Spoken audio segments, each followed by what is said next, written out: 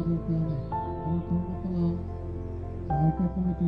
সম্পাদক গৌতম শইকীয়া তেখেতক আয়োজিত এই কৰ্মশালা আজি নৱম পৰিৱেশহাৰী সোণালী জয়ন্তী বৰ্ষৰ অতিক্ৰম কৰাৰ পিছত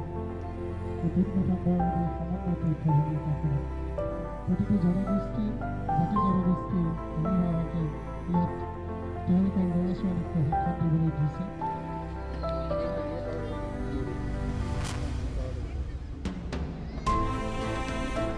ভাষা ধৰ্মৰ মানুহৰ বসতি স্থান এই ইটাখোলাত এই বিহুৱে 50 বছৰ গৰকাটো আমাৰ কাৰণে বৰ সৌভাগ্যৰ কথা।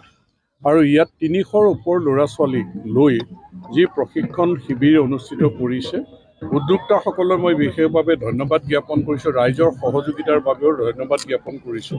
আশা কৰিছোঁ আমাৰ মাজৰ পৰা ভাল বিহুৱা, বিহুকুৰি, ঢুলীয়া, পেঁপাবাদক সকলো ওলাব। মুঠত বিহুৱে যেনেকৈ বিশ্ব অভিলেখ সৃষ্টি কৰিছে, আমাৰ ইটাখোলা অঞ্চলৰ পৰা ৰাজ্যখনতে আমাৰ ল'ৰা ছোৱালী জিলিকিবলৈ সক্ষম হ'ব, ৰাষ্ট্ৰীয় পৰ্যায়তো যাব বুলি মই আশা কৰিছোঁ। তেওঁলোকলৈ মই হৃদয়ৰ পৰা শুভেচ্ছা জ্ঞাপন কৰিলোঁ।